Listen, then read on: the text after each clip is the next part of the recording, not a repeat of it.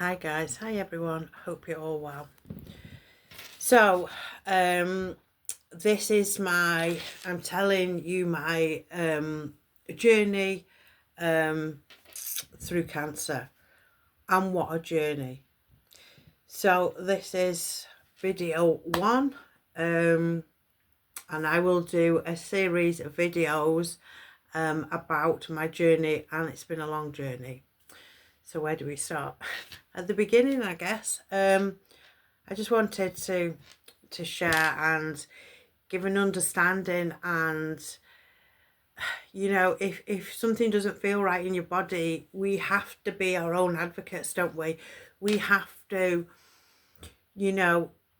take accountability for our bodies and how we're feeling. The doctors can tell you this, and that and the other, but it's ultimately our bodies, and we know how they should be performing, and we know when something's wrong. This is actually part of my story, what I'm going to tell. A journey, not story.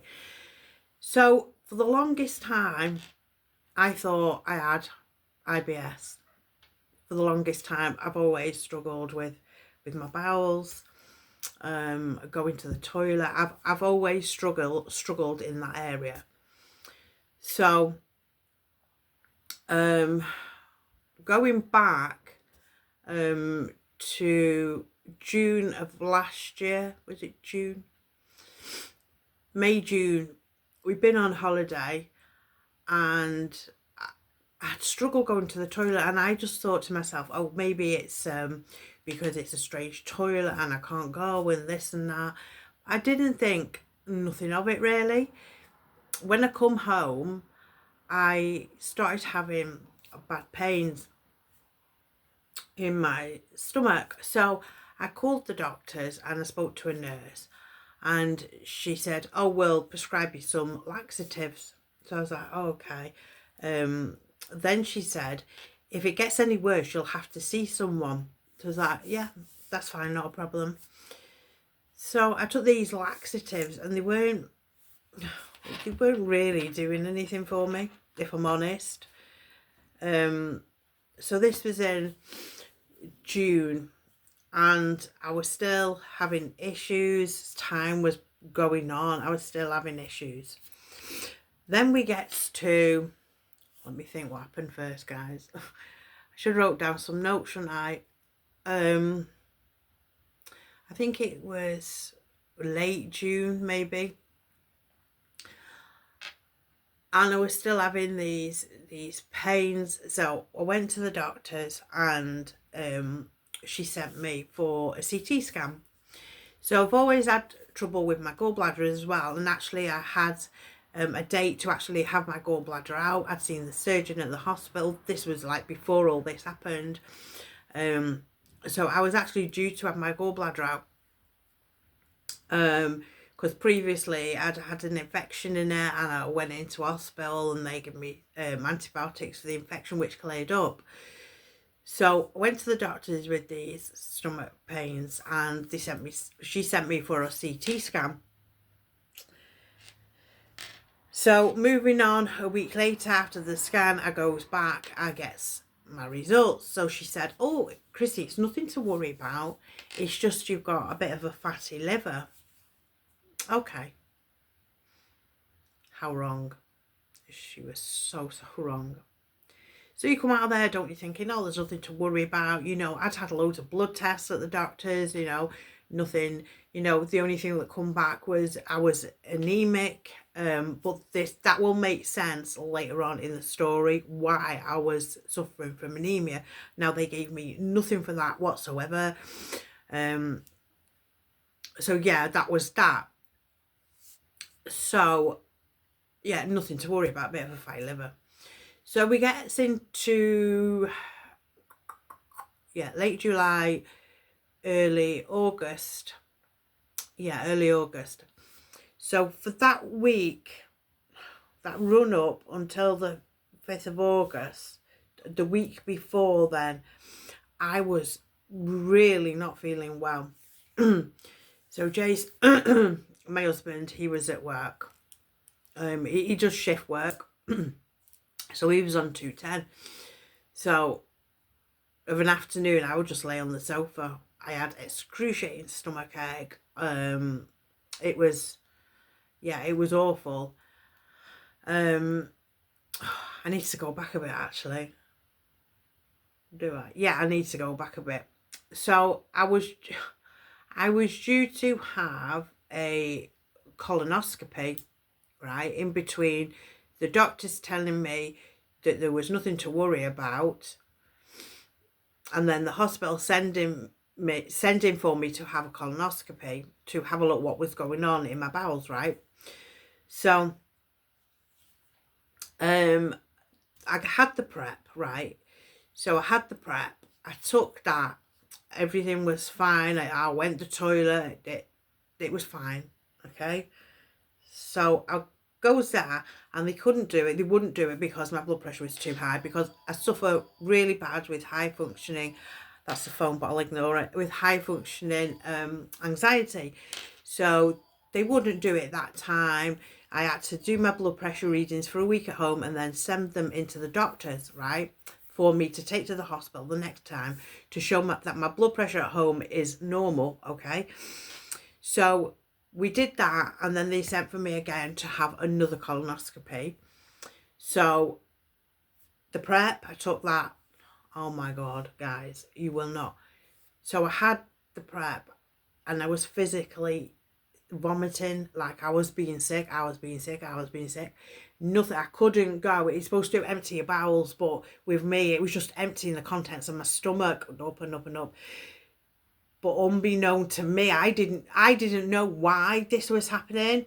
But later on, you will get to know why that was happening, because I couldn't poo. It wasn't emptying my bowels, it was emptying the contents of my stomach. So I was sick, so sick, so poorly with that for about, I don't know, about 2 days. It was absolutely awful. I could not keep nothing down whatsoever. It was horrific. So I had to cancel my appointment for that. I told them I was just being sick all the time. They never questioned it. They never looked into why that was happening. So then after all that, the week before, the 5th of August, the week before, I was not well. I had stomach ache. I couldn't go to the toilet. I was having blood. I was having blood for a while. And I think I was too scared to go to the doctors, if that makes sense. I was so frightened of like going to the doctors and being told, oh, you've got cancer, it is the worst possible thing that you could get told. I'm getting quite upset because it's upsetting. So yeah, there was blood, clots actually. I wasn't well at all. I just lay on the sofa. I couldn't eat. I didn't want to eat. I had stomach ache. It wasn't nice. It was awful. So on the this was from the Monday all the way through to the Friday. Now on the Saturday, I got up and I felt okay, and then during the day I went downhill quite rapid actually. I was just vomiting. Oh, it was horrible, bad stomach pains. So Jay's on the Saturday night, he woke me up and he was like, well, didn't wake me up, I was awake anyway because I was in pain. Come on, let's go A&E, we need to go to the hospital. And when you're like comfy in bed, and I'm like, I don't want to go, I don't want to wait hours in A&E. I just didn't feel great, so I just wanted to lay in bed, excuse me. So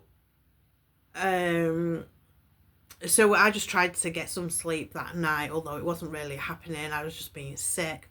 So on the Sunday morning when I woke up, I still didn't feel great. So I said to Jason, I said, I'm going to ring 111 just for some advice, see what they say. Okay.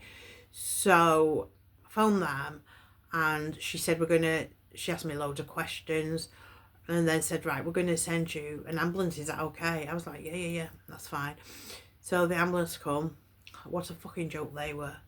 They were not nice at all. He said to me, come on, Christine, you're acting like, what was it? A school kid that's been out on the piss, basically. Excuse me? If only you knew now. If only you knew now. So, yeah, because he was saying, like, you've got your hair in a bucket that you've been sick in. As if I gave a shit about my hair. I was in tremendous fucking pain.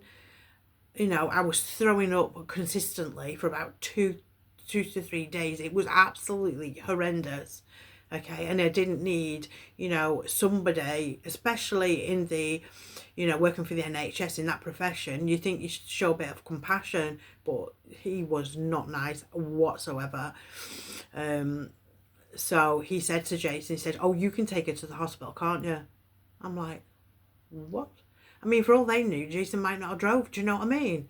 So anyway, they went, we got in the car, we went, I was just in so much pain. I had this bucket, it was a bathroom bin actually. There was a running joke hospital as well.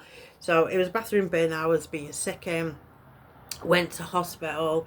Jace dropped me off while he went to park the car. I walked in, and you know when you like want to give your name, and I was just like, sorry, Christine, all this. It was awful. So then she said, like, she took my details, take a seat in A&E. Then Jace come in, and then we were on for like 11 hour wait. It was awful. I was just being sick, and it was just awful. So finally got seen. They put me on a drip to stop the sickness. Did bloods. They said my bloods was all over the place. They were just not in range, not one bit. They were just totally all over the place. Went to see the doctor. Now, she was examining my tummy, and I said, I've got gallbladder issues anyway. And she's like, Christine, the pain that you're telling me, is not in the area of your gallbladder. Like, it's in a totally different area. It's not gallbladder pain at all. This is something totally different. I was like, all right. So waited a bit more. They were giving me morphine for the pain. It was horrendous of pain. Then they give me a CT scan. And guys, that's where we're going to end it for today. I will be back. I don't know whether I'll do it tomorrow or whenever. I will do it whenever, part 2. So I hope you've enjoyed listening to this. And I will carry on from here, the CT scan. So yeah, come back and listen to me. Thank you for listening as well. Thank you for letting me share my cancer journey with you, because it has been a journey. It's been a rocky road, and I'm still continuing on my journey. I'm still going through it. So I like to share, you know, hoping that it could help somebody out there that may be suffering like this. Don't leave it. Don't leave it. Go to the doctors as soon as you feel something's wrong. Okay, guys? So sending you lots and lots of love, and stay beautiful, stay blessed, and come back for part 2. Bye, guys.